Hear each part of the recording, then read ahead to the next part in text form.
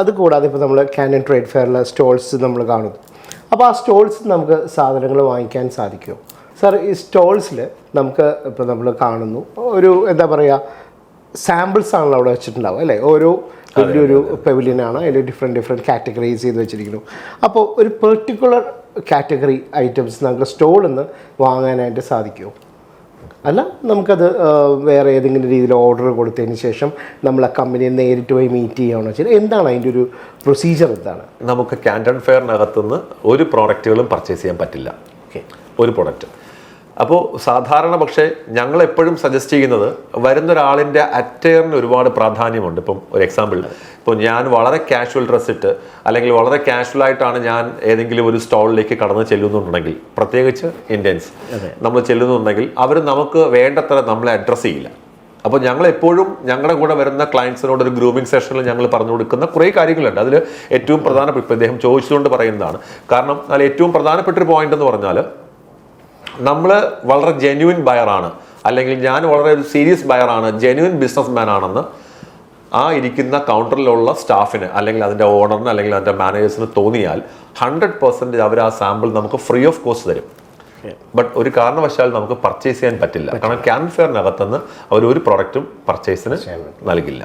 അതായത് ആക്ച്വലി അവർ പുതിയൊരു കോൺസെപ്റ്റ് നമ്മൾ കാണുന്നു അല്ലേ? ശരിക്കും അതാണ് പുതിയ കോൺസെപ്റ്റ് മാത്രമല്ല, എക്സിസ്റ്റിംഗ് ബിസിനസ്സുകാരും കാരണം അവരുടെ പുതിയ പ്രൊഡക്റ്റുകൾ പരിചയപ്പെടുത്താൻ. ഇപ്പം ഫോർ എക്സാമ്പിൾ ഇപ്പോൾ എല്ലാ വർഷവും ഞങ്ങളോടൊപ്പം വരുന്ന ആൾക്കാരുണ്ട്. അവർ ഈ റൂഫിംഗ് മെറ്റീരിയൽ ഒരുപാട് പരിഷ്കാരങ്ങൾ കൊണ്ടുവരുന്നുണ്ട്. അപ്പം ഓരോ വർഷവും കഴിയുന്തോറും അവർ റൂഫിംഗ് മെറ്റീരിയൽ മാറിക്കൊണ്ടേയിരിക്കും. ഇപ്പം ഷിംഗിൾസ് അങ്ങനെ എന്തൊക്കെ പ്രൊഡക്റ്റ് വരുന്നുണ്ട്. സെറാമിക് ഷീറ്റ് ആയിരുന്നു, ഷിംഗിൾസ് ആയി. അങ്ങനെ പല പല പുതിയ പ്രൊഡക്റ്റുകൾ ആദ്യം അവതരിപ്പിക്കുന്നത് ഈ കാനൻ ഫെയറിലാണ്. അപ്പോൾ അതുകൊണ്ട് തന്നെ എക്സിസ്റ്റിംഗ് ബിസിനസ്സുകാരും ഒത്തിരി പേര് റിപ്പീറ്റ് ചെയ്ത് കാണുന്നതിന്റെ റീസൺ അവരുടെ ബിസിനസ്സിനകത്തേക്ക് പുതിയത് എന്ത് അപ്ഗ്രേഡേഷൻ, അപ്ഡേഷൻ അല്ലേ? അപ്പൊ ഈ ബൈയിങ് എന്നുള്ളൊരു കോൺസെപ്റ്റ് എവിടെയാണ് ഇപ്പൊ വർക്ക് ആവുന്നത്? നമുക്ക് അതിനകത്ത് ഈ ബൈയിങ് ആക്ച്വലി നമുക്ക് രണ്ട് രീതിയിലാണ് സാധിക്കുക. ഒന്ന്, നമുക്ക് പ്രോഡക്റ്റ് ഇഷ്ടപ്പെടുന്നു അല്ലെങ്കിൽ നമ്മൾ പ്രോഡക്റ്റുമായി ബന്ധപ്പെട്ട് കൂടുതൽ കാര്യങ്ങൾ അറിയാൻ ആഗ്രഹമുണ്ടെങ്കിൽ, നമ്മൾ ജെന്യുവൻ ആണ് അല്ലെങ്കിൽ നമ്മളൊരു സീരിയസ് ബയറാണെന്ന് തോന്നിയാൽ അവർ തന്നെ ഞങ്ങളെ അല്ലെങ്കിൽ നമ്മളെ ഇൻവൈറ്റ് ചെയ്ത് അവർ ഫാക്ടറിയിലേക്ക് കൊണ്ടുപോകും. ഇല്ലെങ്കിൽ അവരുടെ അഡ്രസ്സും ബാക്കിയുള്ള കാര്യങ്ങളും മേടിച്ചതിന് ശേഷം നമ്മൾ അവരെ ഫാക്ടറി വിസിറ്റ് ചെയ്യണം ചെയ്യേണ്ടത്. ഇനി ഫാക്ടറി വിസിറ്റ് ചെയ്യാനുള്ള സൗകര്യം അല്ലെങ്കിൽ സമയം ബുദ്ധിമുട്ടൊക്കെ ഉണ്ടെങ്കിൽ ആ പാർട്ട് നമ്മളെ ഏൽപ്പിക്കുക.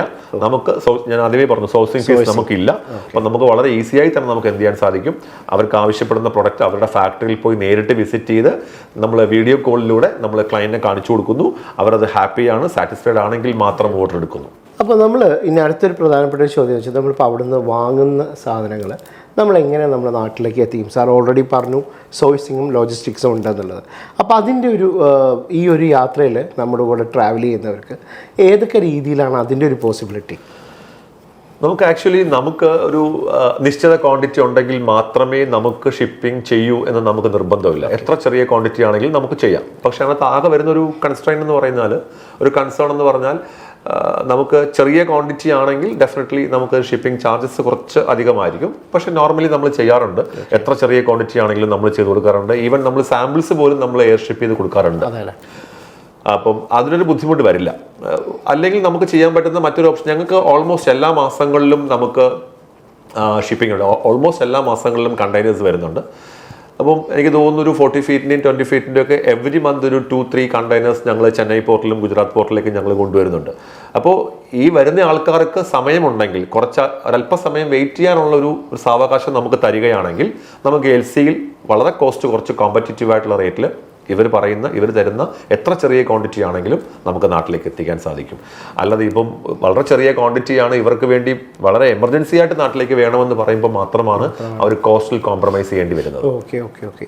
അപ്പോൾ ഈ ഒരു ഫോക്സ്ഡെയിലും സൺറൈസും കൊളാബറേറ്റ് ചെയ്യുന്ന ഈ ഒരു യാത്രയിൽ വരുന്ന സമയത്ത് ജസ്റ്റ് ഒരു കാൻറ്റൺ ട്രേഡ് ഫെയറിൻ്റെ പെവിലിയൻ കണ്ടിട്ട് വരിക എന്നുള്ളത് മാത്രമല്ല, നിങ്ങൾക്ക് അനുയോജ്യമായ പ്രോഡക്റ്റ് നിങ്ങൾക്ക് ഇഷ്ടപ്പെട്ടിട്ടുണ്ടെങ്കിൽ ലോജിസ്റ്റിക്സിൻ്റെ ഒരു വലിയൊരു അല്ലേ ശരിക്കും ഒരു ഹെഡേക്ക് തന്നെയാണ്. അത് വളരെ കൂളായിട്ട് ചെയ്യാനായിട്ട് ഫോക്സ്ഡെയിലിലെ പത്മനാഭൻ സാർ ഓൾറെഡി നമ്മളോട് പറഞ്ഞു കഴിഞ്ഞു. ഇനി പ്രധാനപ്പെട്ട ഒരു കാര്യം എന്ന് വെച്ചാൽ ഇപ്പോൾ സൺറൈസും ഫോക്സ്ഡെയിലും കൂടെ കൊളാബ് ചെയ്യുന്ന ഈ യാത്ര വന്നിട്ട് 2 ഫേസ് കവർ ചെയ്യുന്ന ഒരു യാത്രയാണ് അല്ലേ? ഒരുപാട് ആൾക്കാർ ഇപ്പോൾ കൊണ്ടുപോകുന്നുണ്ട് അല്ലേ? കാൻറ്റൺ ട്രേഡ് ഫെയർ എന്ന് പറഞ്ഞ് ചുമ്മാ കൊണ്ടുവരിക എന്നുള്ളതാണ്. അപ്പോൾ നമ്മുടെ ഈ ഒരു 9 nights 10 days എന്നുള്ള 2 ഫേസ് കവർ ചെയ്യുന്ന ഈ ഒരു ഡിഫറെൻറ്റ് ഐറ്റിനറി സാറിന് എങ്ങനെ തോന്നുന്നു? സാറിൻ്റെ ഒരു അഭിപ്രായത്തിൽ അതൊന്ന് എക്സ്പ്ലെയിൻ ചെയ്യാമോ, നമ്മൾ എവിടേക്കാണ് പോകുന്നത് എന്നുള്ളത്? ആക്ച്വലി ഞാൻ നമ്മൾ നോക്കിയപ്പോൾ ഞാൻ ആദ്യം സംസാരിച്ചത് അത് തന്നെയായിരുന്നു തോന്നുന്നു. ഐറ്റിനറി വളരെ ഇംപ്രസീവ് ആയിട്ടുള്ള ഐറ്റിനറി ആയിട്ട് എനിക്ക് തോന്നുന്നു. ഞാൻ സാധാരണ നമ്മൾ ഈ ക്യാൻ ഫെയർ സമയത്ത്, പ്രത്യേകിച്ച് ക്യാൻ ഫെയർ സമയത്ത്, അത് കൂടാതെ ലോജിസ്റ്റിക് സമയത്തും നമ്മൾ ഈ കൺസൾട്ടേഷൻ കൊടുക്കുന്നുണ്ട്. അപ്പോൾ ഈ കൺസൾട്ടേഷൻ്റെ ഭാഗമായിട്ട് പല ആൾക്കാരും, പ്രത്യേകിച്ച് ഇപ്പോൾ ഈ ക്യാൻ ഫെയർ സമയത്ത് ഒത്തിരി ഐറ്റിനറി ഞാൻ കാണുന്നുണ്ട് പല ടൂർ ഓപ്പറേറ്റേഴ്സിൻ്റെയും. പക്ഷേ സൺറൈസിൻ്റെ ഇതുമായിട്ട് ബന്ധപ്പെട്ട് സൺറൈസ് നമ്മൾ സംസാരിച്ചപ്പോൾ സൺറൈസിൻ്റെ ഒരു ഐറ്റിനറി കണ്ടപ്പോൾ വളരെ ഇംപ്രസിംഗ് ആയി തോന്നി. കാര്യം ഈ ഒന്നാമത്തെ ഫേസ് ഇലക്ട്രോണിക്, ഞാൻ പറഞ്ഞു ഇലക്ട്രിക്കൽ ഇലക്ട്രോണിക്സുമായി ബന്ധപ്പെട്ട അത്തരം കാര്യങ്ങൾക്ക് പ്രാധാന്യം കൊടുക്കുന്നൊരു ഫേസാണ്. അപ്പം അതിനോടൊപ്പം ഷെൻജൻ മാർക്കറ്റ് കൂടി കാണാൻ കഴിയുക എന്ന് പറയുന്നത് വളരെ അഡ്വാൻറ്റേജ്. കാരണം നമ്മളോടൊപ്പം ട്രാവൽ ചെയ്യുന്ന ഒരാളെ സംബന്ധിച്ചിടത്തോളം വളരെ അഡ്വാൻറ്റേജ് ആണ് അവർക്ക്. ഷെൻജൻ അറിയാം, കാരണം ഷെൻജൻ എന്ന ലോകത്തിന്റെ ഇലക്ട്രോണിക് ഹബ് എന്ന് വിശേഷിപ്പിക്കുന്നത് ഷെൻജൻ മാർക്കറ്റിനെയാണ്. ഒപ്പം രണ്ടാമത്തെ ഫേസ് യാത്ര ചെയ്യുമ്പോൾ അവർക്ക് ഫോഷാൻ മാർക്കറ്റ് കാണും. ഇത് ആക്ച്വലി നമുക്ക് എല്ലാവർക്കും ഗൂഗിൾ ചെയ്താൽ മനസ്സിലാക്കാവുന്ന കാര്യമേ ഉള്ളൂ. ലോകത്തിന്റെ ഫർണിച്ചർ മാർക്കറ്റ് എന്ന് വിശേഷിപ്പിക്കുന്നത് ഫോഷാനെയാണ്. നമുക്ക് ഫോഷാൻ മാർക്കറ്റ് എന്ന് പറയുന്നത് ഏകദേശം ഒരു 6 മുതൽ 7, 8 കിലോമീറ്റർ വരെ രണ്ട് വശങ്ങളിലായിട്ട് ഫർണിച്ചറിന് വേണ്ടി മാത്രമുള്ള മാർക്കറ്റുകളും ഫാക്ടറിയൊക്കെയാണ് നമുക്ക് കാണാൻ സാധിക്കുക. അതൊരു വേറൊരു വിസ്മയ ലോകം എന്ന് വേണമെങ്കിൽ നമുക്ക് പറയാം. അപ്പം ഉറപ്പായിട്ടും സൺറൈസിന്റെ ഒരു ഐറ്റിനറി നമ്മൾ നോക്കിയ സമയത്ത് ഇത്തരം അഡ്വാൻറ്റേജ്, അതിപ്പോൾ നമ്മൾ ഒരു ക്യാൻ ഫെയർ വെറുതെ കണ്ട് വരിക എന്നുള്ളതിനേക്കാൾ ഉപരി നമുക്ക് ഷെൻജൻ മാർക്കറ്റും ഫോഷാൻ മാർക്കറ്റും കാണുക എന്ന് പറയുന്നത് വളരെ അഡ്വാൻറ്റേജ് ആയിട്ടുള്ള കാര്യം. പിന്നെ എനിക്ക് തോന്നുന്നു ഇടയിലുള്ള 2-3 ദിവസം, ഒന്നാമത്തെയും രണ്ടാമത്തെയും ഫേസിനിടയ്ക്ക് നമുക്ക് 4 ദിവസത്തെ ഇടവേളയുണ്ട്. ആ ഇടവേളയിൽ ഗ്വാൻഷയിലുള്ള മറ്റു മാർക്കറ്റുകൾ, ഇപ്പോൾ നമ്മുടെ ബ്യൂട്ടി എക്സ്ചേഞ്ച് പോലുള്ള market, watch market, leather market, cloth market, bag market, ഇങ്ങനെയുള്ള ഇന്റർനാഷണൽ ട്രേഡ് മാർക്കറ്റുകളൊക്കെ നമ്മൾ വിസിറ്റ് ചെയ്യുന്നുണ്ട്. അപ്പോൾ ഞാൻ പറയുന്നത്, ഇപ്പം നമ്മളോടൊപ്പം യാത്ര ചെയ്യുമ്പോൾ, അല്ലെങ്കിൽ നിങ്ങളുടെ ഉദ്ദേശം, നിങ്ങളുടെ മനസ്സിൽ ബിസിനസ് എന്ന് പറയുന്നതാണ് നിങ്ങളുടെ ഒരു ആശയമെങ്കിൽ 100% നിങ്ങൾക്ക് വിശ്വസിച്ച് നമ്മളോടൊപ്പം യാത്ര ചെയ്യാം. അപ്പോൾ നമ്മൾ ഇത്ര നേരം സംസാരിച്ച് നമ്മളെ ക്യാൻറ്റീൻ ട്രേഡ് ഫെയറിൽ പവലിയനിൽ പോകുന്നു, അതിൻ്റെ ബിസിനസ് റിലേറ്റഡ് ആയിട്ടുള്ള കാര്യങ്ങൾ. അപ്പോൾ എന്തായാലും ഇതൊരു 6:30, 7 o'clock നമ്മൾ ഹോട്ടലിൽ എത്തുകയും ചെയ്യുന്നു.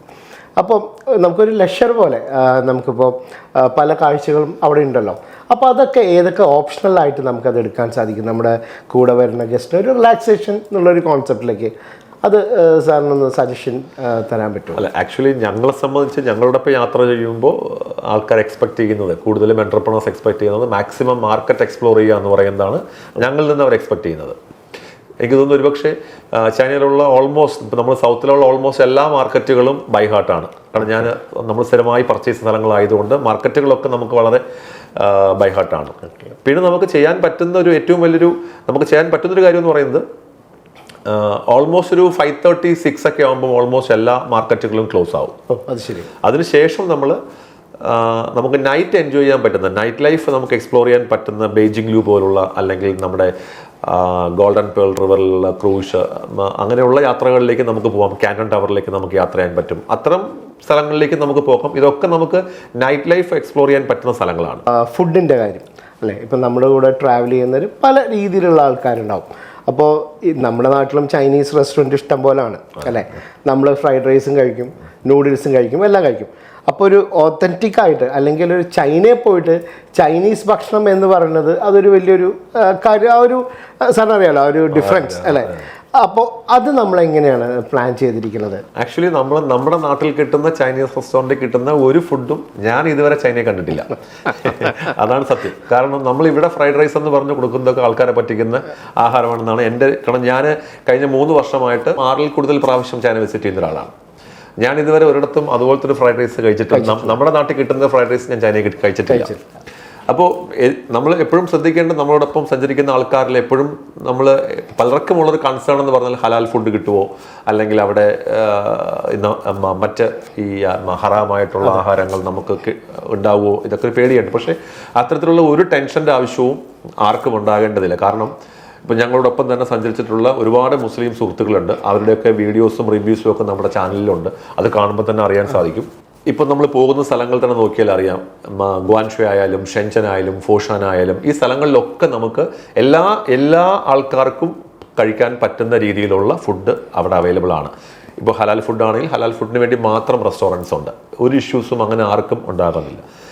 പിന്നെ നമ്മൾ ക്യാൻ ഫെയറിലേക്ക് വരുമ്പോൾ ക്യാൻറ്റൺ ക്യാൻഫെയർ നടക്കുന്ന ഹാളുകളിൽ എല്ലാ ഹാളുകളിലും എല്ലാ ബിൽഡിങ്ങുകളിലും റെസ്റ്റോറൻറ്റ്സ് ഉണ്ട്. അവിടെ ഒക്കെ നമുക്ക് ഹലാൽ ഫുഡിന് വേണ്ടി മാത്രം പ്രത്യേകം കൗണ്ടേഴ്സും അവൈലബിൾ ആണ്. അപ്പോൾ ഫുഡിൻ്റെ കേസിൽ അങ്ങനെ ഒരു കൺസേണും ആർക്കും ഉണ്ടാകില്ല. നമുക്ക് മനസ്സിന് ഇഷ്ടപ്പെടുന്ന എന്ത് ഫുഡും കഴിക്കാനുള്ള ഒരു സ്വാതന്ത്ര്യത്തിനേക്കാൾ ഉപരി നമ്മുടെ ആ ടേസ്റ്റിനനുസരിച്ച് കഴിക്കാനുള്ളൊരു അതവിടെ കിട്ടുന്നുണ്ട്. പിന്നെ ആകെ ഒരു കൺസേൺ നമുക്ക് വേണമെങ്കിൽ പറയാവുന്നത്, അവിടെ വന്നതിന് ശേഷം ഇന്ത്യൻ ഫുഡേ നിങ്ങൾ കഴിക്കൂ എന്ന് വാശി പിടിച്ചാൽ നമ്മുടെ ബഡ്ജറ്റിൽ നിൽക്കില്ല. കാരണം ചൈനീസ് ഫുഡ് ഭയങ്കര പോക്കറ്റ് ഫ്രണ്ട്ലി ആണ്. വളരെ കോസ്റ്റ് കുറച്ച് നമുക്ക് ചൈനീസ് ഫുഡ് കഴിക്കാൻ പറ്റും. പക്ഷെ അവിടെ പോയി നമ്മൾ ഹൈദരാബാദി ബിരിയാണി വേണമെന്ന് പറഞ്ഞാൽ ഒരു ബിരിയാണിക്ക് ഒരു 1500 രൂപയൊക്കെ നമുക്ക് കൊടുക്കേണ്ടി വരും. അപ്പോൾ ആ ഒരു കോസ്റ്റ് മാത്രമേ, ഇന്ത്യൻ ഫുഡിലേക്ക് നമ്മൾ കൂടുതൽ കോൺസെൻട്രേറ്റ് ചെയ്യുമ്പോൾ കോസ്റ്റ് വൈസ് കുറച്ച് കൂടും എന്നുള്ളത് മാത്രമേ ഉള്ളൂ.